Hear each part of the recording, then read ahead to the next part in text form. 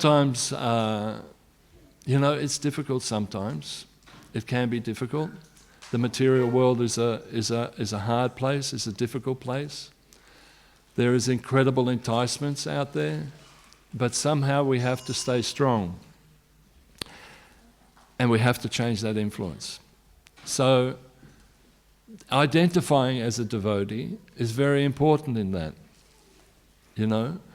Identifying that we are a devotee and making that statement that, yes, I am a servant of Krishna. So one of the things that is really important in the morning, before we do anything, is we offer our obeisances to Krishna, recognizes that, yes, my Lord, I surrender to you. And then we put on tilak. Tilak is a very important thing. It's a very important meditation. Sometimes devotees start to neglect doing this process of putting on tilak, thinking, well, I've got to go to work, I won't put on tilak. Tilak is identifying that this body is a temple of God. And by anointing this body, it reminds us that we are a temple of God. Now sometimes people say, yeah, well, I have that situation too when I'm dealing with Western people. Sometimes they don't understand the tilak. Especially me, I'm a hot-blooded sort of person, and half the time the tilak starts to flake off and people start to look at me and think, what the heck has he got on his forehead? So if you're in a work situation, Prabhupada said you simply put water tilak on. The forehead can be a water tilak. Nobody else sees the tilak on your body. But it's important for you to actually have that consciousness every morning that I am a devotee of Krishna. And in this day that Krishna has given me, I will serve him.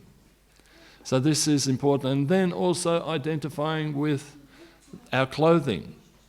We don't necessarily have to have devotional clothing all the time, but at certain times it is important that we actually wear the clothing of a sadhu, either in a sari or a dhoti or kurta or like that. Again, I mentioned once before in my interfaith dealings, if I don't wear devotional clothes, people don't take me seriously. And some of the members of different faith traditions say, "Oh, why aren't you dressed in your proper clothes? What's happening to you?" So they become really perplexed. And then if I wear a kurta and just say Bhakta pants or something, oh, everything is okay. Bhakta is back okay, So especially my Buddhist friend, there's one Buddhist friend, he's shaved head, he's always with Western man, but a Buddhist. And when he sees me sometimes, after I've done chaplaincy, I wear Western clothes. And he said, "Oh, I'm really disappointed. You don't look spiritual at all, So, but clothing is not the only thing, We can dress as saris and dhotis and everything, and think that we are devotees. But it's more than that. It's a question of consciousness. Wearing the dhoti and sari is not enough. We have to really live the spiritual experience as well and become influenced by that spiritual internal energy of Krishna. So Maharaj was explaining yesterday, I have to say, Maharaj, some of the classes you've been giving have been fantastic. Although I've not been here, everybody can attest to it. I watch it on video, and it's so far out that we get this now, that for older people like me, when it's really hard to get from the western suburbs to here every day to hear your classes, that we can just go into our comfy lounge room and switch on, hey, there's Maharaj, and a wonderful class. I have to really appreciate that. So oh, get out. Here we go again. You can see he's a friend, right? So Maharaj was explaining how in today's society we are actually devolving, not becoming evolving, because there are such enticements. And Prabhupada's quote is, "They do not know the real interest." And in the Bhagavatam, Prabhupada quotes this verse in the Bhagavatam 7.5.31. And when you look up that purport that Prabhupada gives there's some interesting things that I just wanted to read to you. Prabhupada says, generally speaking, practically everyone is unaware of the spiritual world. Practically speaking, everyone is unaware of the spiritual world. He says that the knowledge of the materialist is restricted within the 4 billion mile limit of this material world. So it's just this, which is in the dark portion of creation. They do not know that beyond the material world is the spiritual world. Unless one is a devotee of the Lord, one cannot understand the existence of the spiritual world. Modern society is in some ways slipping into more and more ignorance, and yet in other ways, by the influence of the devotees, actually things are changing. And Maharaj was pointing that out yesterday. This society is so stupid sometimes, with irrelevant knowledge, weird knowledge. Did you know that in today's society there are more criminals than there ever was? More criminals. And the stupid thing is that they put on shows on TV, like somebody who may have seen CSI, CSI is like a show where they show you how the criminals have done a particular crime. So the criminals are sitting at home going, if I don't do that, then I can get away with the crime. So now there are crimes committed where the police have no idea how to find the actual criminal, because they're so adept at actually manipulating the evidence. They wear gloves, they put on the whole thing, and that's because they've been showing them on TV how you be a good criminal. So this is our society. So there are more criminals than ever before. The world is such a strange place. We make such a big deal about slavery from the past. How slavery was such a bad thing, and in today's society there is no slavery. Did you know that in our society today, in the world today, there is more slavery than there's ever been on this planet? They say an estimate of 40 million people are slaves in this world. In the past, you could buy a person's body for a couple of $1,000s. You know how much a body costs nowadays? That you can buy a body? $200. And you have a slave for the rest of your life. These are things that are going on in this material world. And the injustice that's happening to Bhumi Devi, to the Earth planet with global warming and pollution. Everybody was aware that young girl, the 16-year-old girl, Greta Thunberg, who made that presentation. Everybody aware of this? This little girl who sees the struggle of the global warming and the politicians are completely ignoring it, made this presentation, an impassioned plea to the world, please do something for our children, for us, to save the world. And she's been criticised from uphill to down dale. Now these are material problems that won't be solved by a material means. As much as we admire this young girl trying to change, we have to tackle these problems from a spiritual point of view. From a spiritual point of view. And they're forgetting that spiritual connection. So this is the job of the devotees. Prabhupada says it's impossible to become satisfied by trying to adjust the external material nature. It's impossible to become satisfied. Material problems, one problem creates another problem. One material problem creates another material problem. The classic example was here in Australia. We made such a mess of this environment here because of one problem making another problem. When the colonialists first came to Australia, they were really missing fox hunting and rabbit hunting. They really thought, the kangaroos are not so much fun. We need rabbits and we need foxes. So they introduced foxes and rabbits into this country, which destroyed the native fauna, and rabbits populated everything. So then they said, how do we get rid of the rabbits? And then they introduced this myxomatosis that will kill the rabbits, and one problem after the other. Then they also introduced, there was some bug in the sugarcane up north where they grow the sugarcane, and this bug was there, or some little creature was there. And they said, we need something to counteract it. So they got these frogs from South America, these cane toads. And now the cane toads are spreading all over Australia. And they don't know what to do with it. Sometimes you go up north. Have you seen that when you go up north? There are like hundreds of these cane toads, all over the place. Amazing. So one problem leads to another problem. But when we put Krishna in the center, all problems can be solved. All problems can be solved. It's simply understanding that the Lord is the personality behind everything. And if we are devotees of the Lord, things can be solved. Prabhupada gives this example again in Bhagavatam here, when we put Krishna in the center. Bahunam Jamanamante, that verse from Bhagavad Gita 7:19. The purport again in this is really interesting. The living entity, while executing devotional service or transcendental rituals after many, many births, so again understanding it may not happen in the one birth, may actually become situated in transcendental, pure knowledge that the Supreme Personality of Godhead is the ultimate goal of self-realization. So Prabhupada says that's it. You have to understand that. In the beginning of spiritual realization, while one is trying to give up one's attachment to materialism, there is some leaning towards impersonalism. But when one is further advanced, he can understand that there is activities in the spiritual life, and these activities constitute devotional service. Realizing this, he becomes attached to the Supreme Personality of Godhead and surrenders to him. At such a time, one can understand that Lord Sri Krishna's mercy is everything. That he is the cause of all causes, and that in this material manifestation is not independent from him. He realizes the material world to be a perverted reflection of the spiritual variegatedness, and realizes that everything there is in relationship with the Supreme Lord. Thus he thinks of everything in relation to Vasudeva or Sri Krishna. Such a universal vision of Vasudeva precipitates one's full surrender to the Supreme Lord Krishna as the highest goal. Such great such great souls are very rare.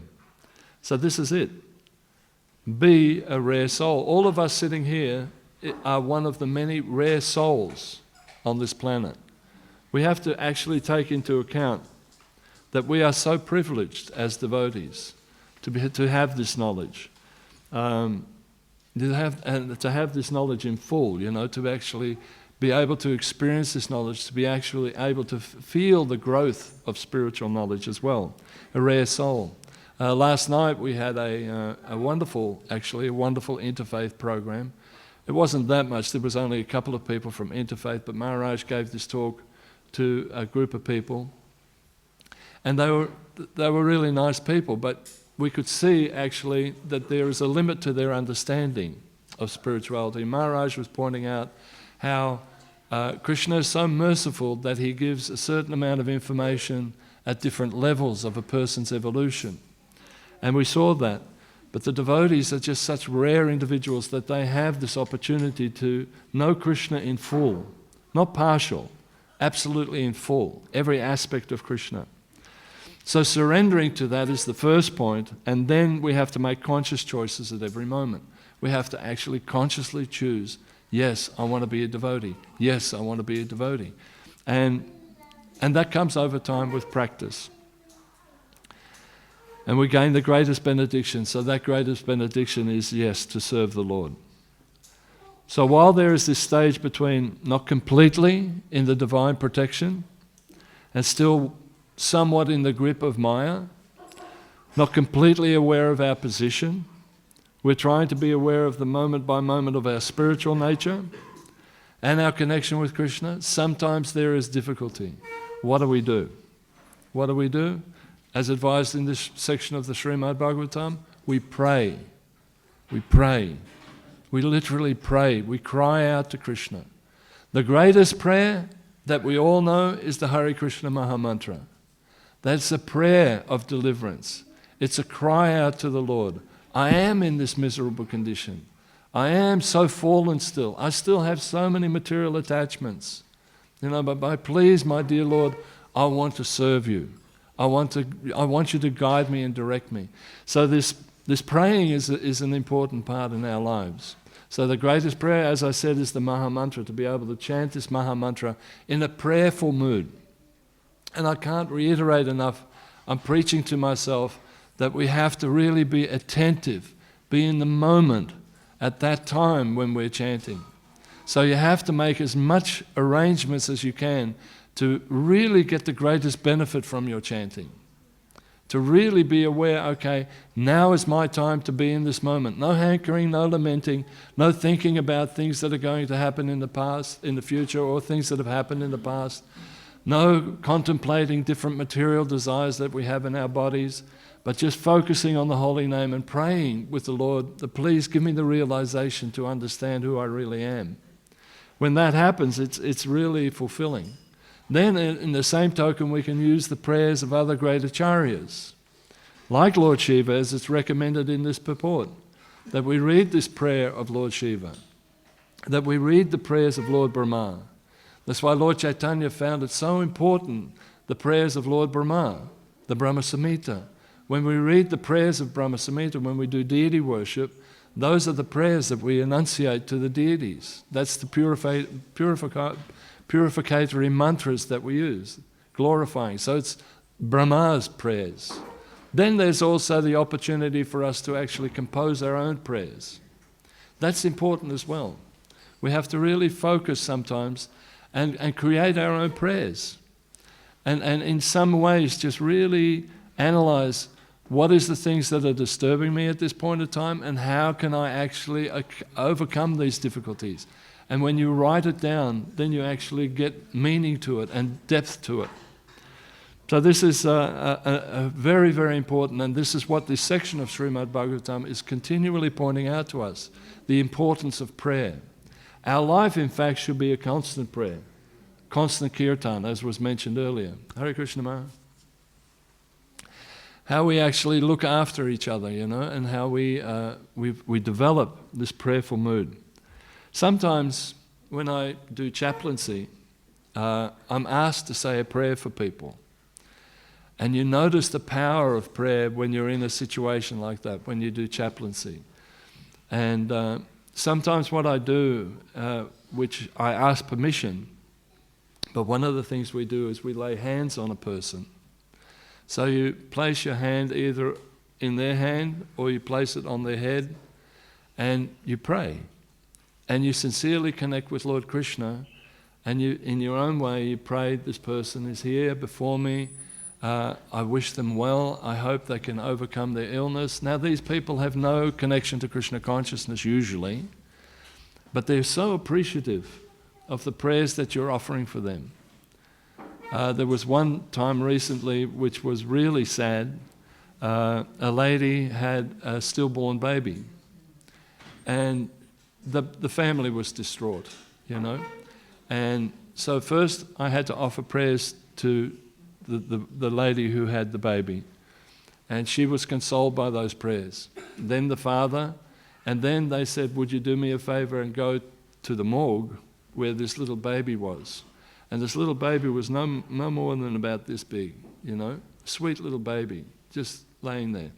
And so I placed tulsi leaf on her and Ganges water and also Vrindavan dust, and then prayed for the little girl.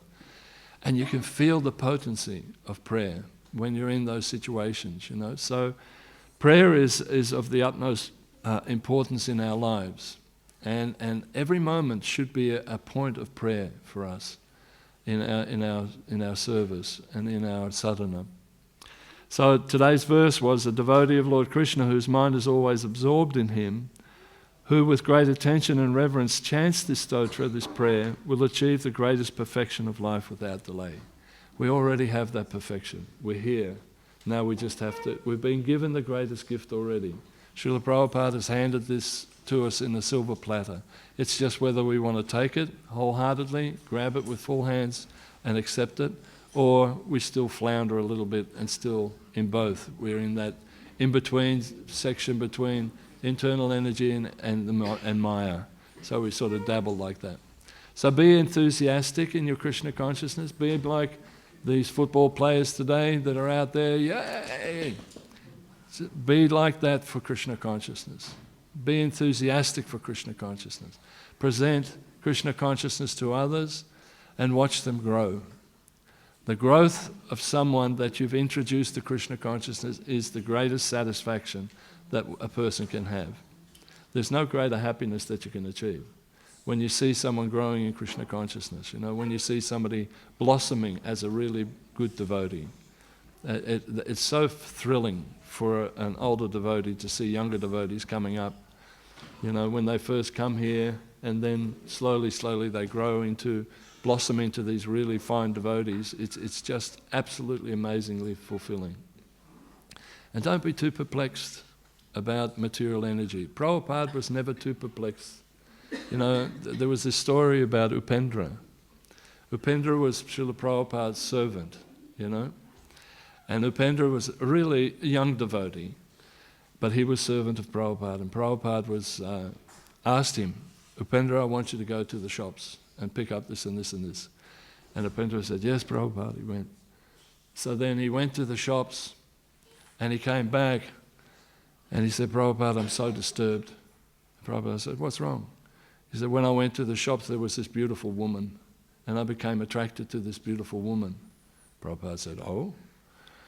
And he said, yeah, she's just been on my mind all the while. And he said, and Prabhupada said, so?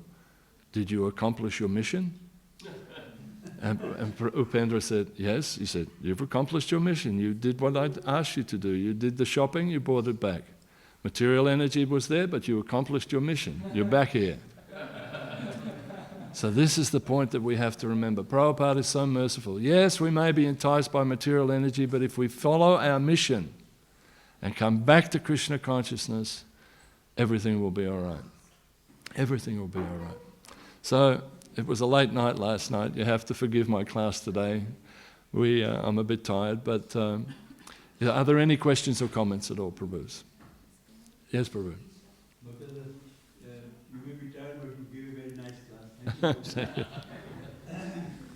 You said that criminal activity is more. I thought intoxication was more in Australia.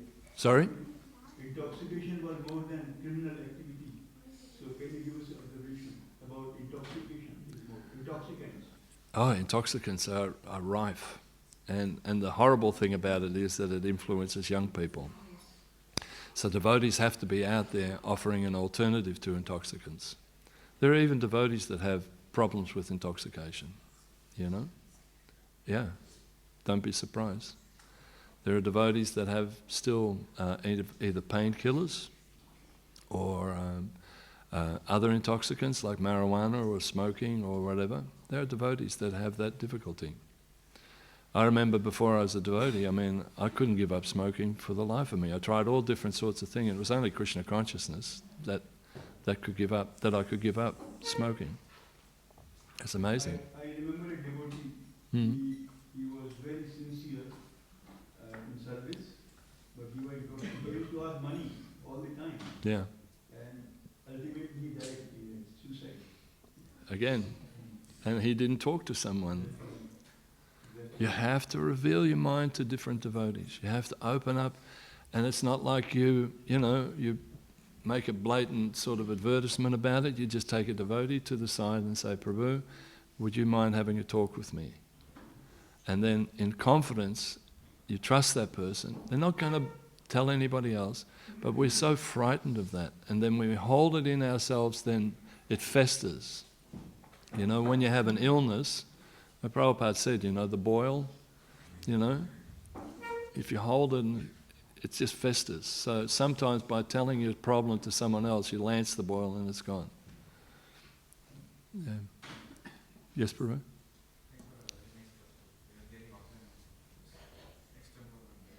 Sorry?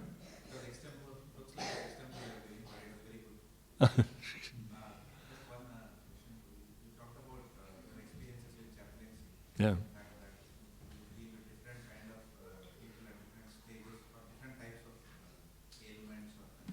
When you pray for such people, how do you decide what kind of prayers are usually Sometimes the Hindu community asks that I do the first stanza of the Gayatri, Om Bhuvasva, like that, because that's known to all of them. But otherwise it's an internal prayer. And of course, the Maha Mantra. Same as Rasa. Rasa does that also. Sometimes we chant around. They really appreciate that. So you just sit with people and you just Hare Krishna, Hare Krishna. And then you try to encourage them also. You can also chant. Sometimes we have a little bhajan. When I have my utility belt, my Batman belt, you know. I've got all my chaplaincy things in there. I bring out, you know, the Ganges water, spray everybody with Ganges water, and then I have little cartels, and I can just chant a little bit. But other times it's, you know, other times, if they're, say, for example, unconscious, I could read passages from the Bhagavatam or Bhagavad Gita. So there's different things. But other times I just pray. I just ask Krishna, my dear Lord, here I am with this person. I have no idea who this person is, but somehow or other I'm linked with this person because I'm here giving your mercy to them. I'm your vehicle in this instance. Please allow them your mercy. Whatever you have in store for them, may they be Krishna conscious. You know? And so I pray like that. Whatever the time. At whatever time. Yes, Rasa?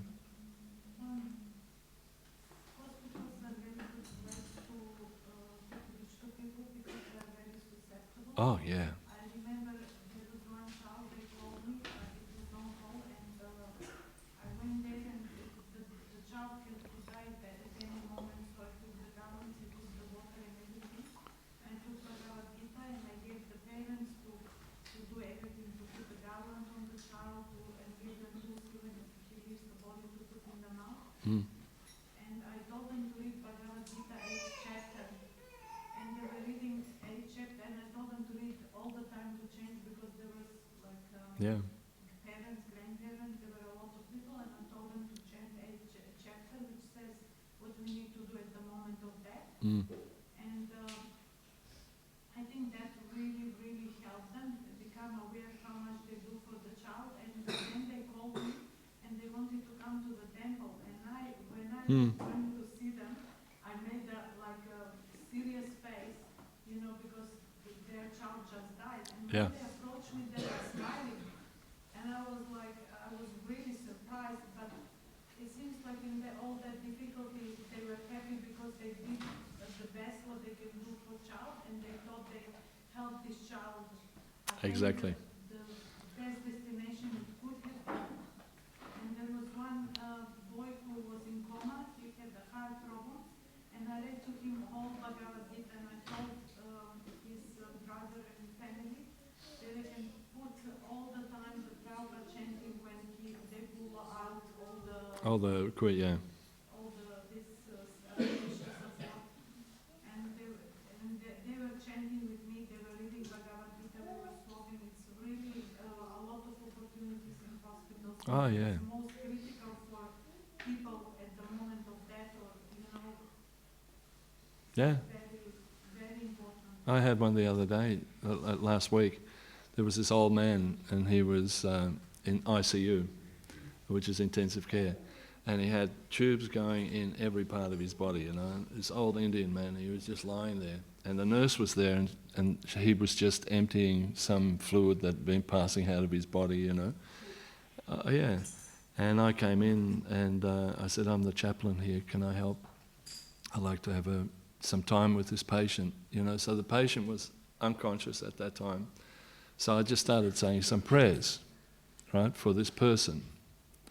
And then he opened his eyes. And so I said, I've got a gift for you. I've got Bhagavad Gita. I'm Hare Krishna. And he took the book. He had never come to the temple. He's just an Indian man. And he took the book and he placed it on his chest and a big smile on his face. And just fell back asleep. For just that small period of time, when I started to pray for him, his eyes opened up, gave him the Gita, his eyes closed. So it's just, you know, that's why I'm saying, you know, to put ourselves in positions where we actually preach to people, where we actually reach out to people, where we actually... This material world is such a rotten place. And we all have opportunities to actually give people that opportunity for Krishna consciousness. We are the rare souls. Prabhupada said, you know, Samahatma Sadulabha, you know, we are them.